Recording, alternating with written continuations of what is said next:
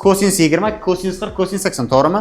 O'zimizdan sinus 20 ga ko'paytirib, o'zimizdan sinus 20 ga bo'ldik. Mana bu 4 ni 2 ko'payib 2 deb oldik. 2 sinus 20, kosinus 20 nimani beradi? Sinus 2 alfadan sinus necha bo'ladi bu? 40. Ko'paygan kosinus 40, ko'paygan kosinus 80 taqsim sinus 20, to'g'rimi?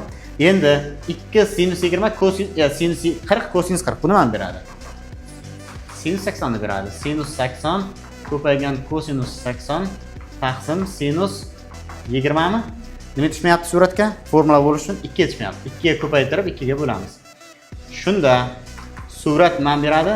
Sinus 160 ga keladi. Taqsim 2 sinus 20. To'g'rimi? Sinus 160 ni nima deb yozamiz? Sinus 180 minus 20 desak, taqsim 2 sinus 20. Sinus 180 minus alfada sinusda qoladi.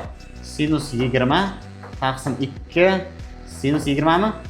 Sinus 20 lar qisqarib keladi. Demak, natija necha ekan? 1 taqsim 2.